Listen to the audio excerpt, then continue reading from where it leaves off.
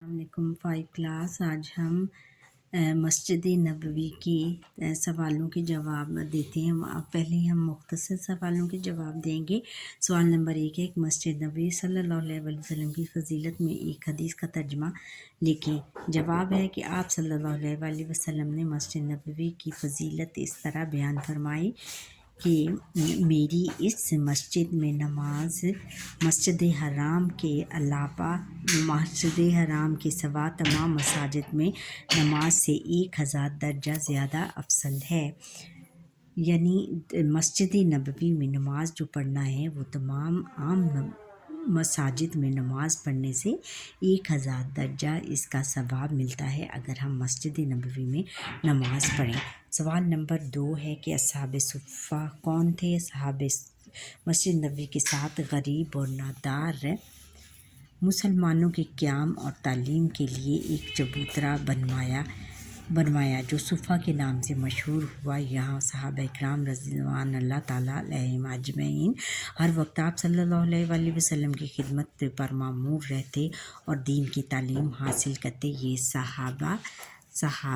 असहाबे सुफ़ा कहलाए। सहाबे सुफ़ा कौन थे? जो कि मस्जिद नबवी से मुल्हक़ा मदरसे में सुफ़ा के मदरसे में तालीम हासिल करते थे, उनको असहाबे सुफ़ा कहते हैं। अच्छा, सवाल नंबर 3 है कि नबी अकरम सल्लल्लाहु अलैहि वसल्लम का रोज़ा मुबारक कहाँ है?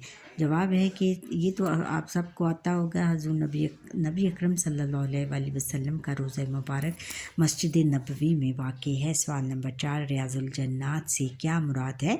जवाब मस्जिद नबवी में एक मकाम है जिसे रियाज़ुल जन्नात कहते हैं। आप सल्लल्लाहु अलैहि वसल्लम ने फरमाया, मेरे घर और मेरे मिंबर के दरमियान की ज़मीन जन्नत के बागों में से एक बाग है। तफसीली जवाब लिखें। सवाल नंबर 1 तफसीली जवाब का सवाल नंबर 1 है कि मस्जिद नबवी सल्लल्लाहु अलैहि वसल्लम की फ़जीलत के बारे में आप क्या जानते हैं? जवाब है कि मस्जिद नबवी सल्लल्लाहु अलैहि वसल्लम की फ़जीलत, मस्जिद नबवी मुक़द्दस तरीन मसाजिद में से एक है। मस्जिद नबवी में नमाज़ पढ़ना बहुत फ़जीलत वाला अमल है, यानी बहुत ज़्यादा अफसल है। मस्जिद नबवी में नमाज़ पढ़ना बहुत ज़्यादा सवाब का काम है। यानी इसमें हुज़ूर नबी अकरम सल्लल्लाहु अलैहि वसल्लम ने फरमाया ना कि जैसे आपने पढ़ा है कि इस मस्जिद में नमाज़ पढ़ना मस्जिद हराम के सिवा तमाम मसाजिद में 1000 दर्जा अफजल है, 1000 दर्जा अफसल है। अच्छा, अब आप सल्लल्लाहु अलैहि वसल्लम ने मस्जिद नबवी की फ़जीलत इस तरह बयान फरमाई कि मेरी इस मस्जिद में नमाज मस्जिद हराम के सिवा तमाम मसाजिद में नमाज से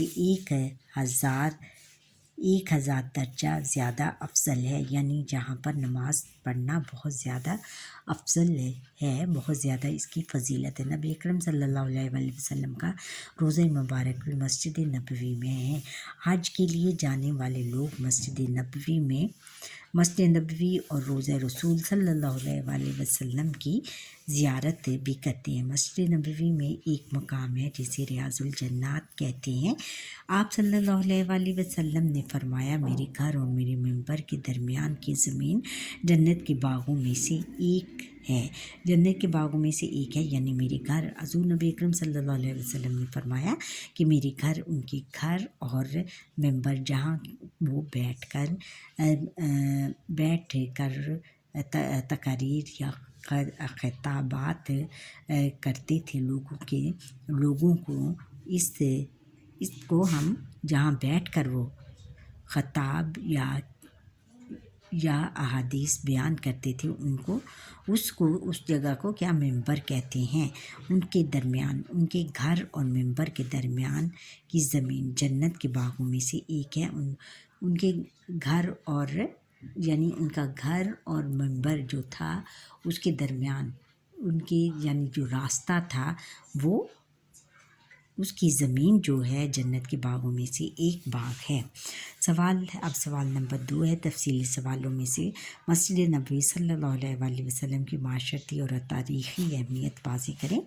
جواب ہے کہ مسجد نبوی صلی اللہ علیہ وآلہ وسلم کی معاشرتی اور تاریخی اہمیت، اسلام کی پہلی درسگاہ صفا بھی مسجد نبوی میں ہی قائم کی گئی۔ نبی اکرم صلی اللہ علیہ وآلہ وسلم نے مسجد کے ساتھ غریب اور نادار مسلمانوں کے قیام اور تعلیم کے لیے ایک چبوترا بنوایا جو صفا کے نام سے مشہور ہوا۔ یہاں مسجد صحابہ کرام رضوان اللہ تعالیٰ علیہم اجمعین ہر وقت آپ صلی اللہ علیہ وآلہ وسلم کی خدمت پر مامور رہتے اور دین کی تعلیم حاصل کرتے۔ یہ صحابہ اصحاب صفا کہلائے، یعنی اصحاب صفا میں جو پڑھنے والے طالب علم یا جو صحابہ اجمعین تھے وہ ہر وقت حضور نبی اکرم صلی اللہ علیہ وآلہ وسلم کی خدمت پر مامور رہتے، خدمت کرتے اور دین کی تعلیم بھی حاصل کرتے، اور اس کے ساتھ ساتھ دین کی تعلیم بھی حاصل کرتے، یعنی حضور نبی اکرم صلی اللہ علیہ وآلہ وسلم ان کو ساتھ ساتھ دین کی تعلیم بھی دیتے۔ مسجد نبوی اسلامی ریاست کا ایک اہم مرکز بنی، ایک اہم حصہ بنی۔ یہ مسلمانوں کے لیے عبادت گاہ کے ساتھ ساتھ ایک تربیت گاہ بھی تھی، یعنی یہاں مسلمان جو تھے وہ عبادت تو کرتے ہی تھے کیونکہ یہ ایک مسجد تھی، اور یہاں ان کی تربیت گاہ بھی تھی، یعنی کیونکہ یہاں پر وہ ایک درس گاہ بنائی ہوئی تھی جس کو ہم صحاب صفا کہتے ہیں۔ یہاں مسلمانوں کو دین اسلام کی تعلیم دی جاتی۔ نبی اکرم اہم معاملات پر صحابہ کرام رضوان اللہ تعالیٰ علیہم اجمعین سے مشورہ فرماتے۔ اہم معاملات پر تمام صحابہ علیہم اجمعین، یعنی جو صحابہ کرام اس مدرسے میں صفا کے مدرسے میں تعلیم حاصل کر رہے تھے ان سے مشورہ فرماتے۔ اہم معاملات میں جو بھی ان کو کوئی مشورہ لینا ہوتا کسی بھی معاملے میں، جہاد پر روانگی سے قبل مجاہدین یہاں جمع ہوتے، اور پھر جہاد کسی بھی جنگ پر جانے سے پہلے مجاہدین جو فوجیں تھیں یہاں جمع ہوتی اور حکمت عملی تیار کرتے، یعنی اپنا جو لائحہ عمل تھا یا ان کی جو تیاری کی جو باتیں تھیں وہ یہاں بیٹھ کر وہ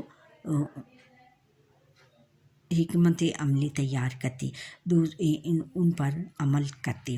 دوسرے ملکوں اور قبیلوں سے آنے والے وفود کو مسجد نبوی میں ٹھہرایا جاتا اور اہم معاملات پر ان سے گفتگو کی جاتی۔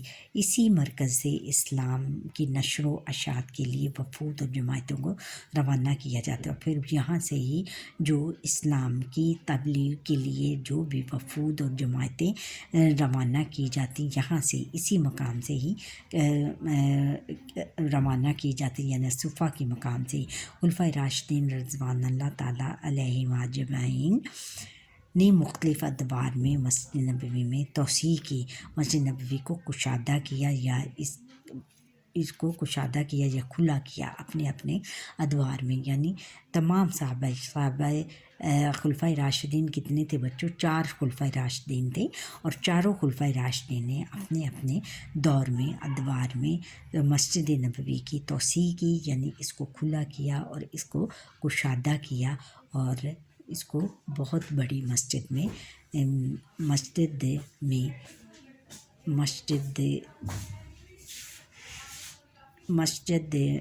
بنا دی، اس کو بہت بڑی مسجد بنا دی۔ اچھا بچوں، یہاں پر یہ ہمارے آج کے لیسن کا وقت ختم ہوا۔ آپ مجھے لائک کریں، سبسکرائب کریں اور بیل آئیکن پر کلک کریں، اور آپ کو میرا یہ لیسن کیسا لگا اس کے بارے میں کمنٹ سیکشن میں کمنٹ کرنا نہ بھولیے گا۔ اللہ حافظ۔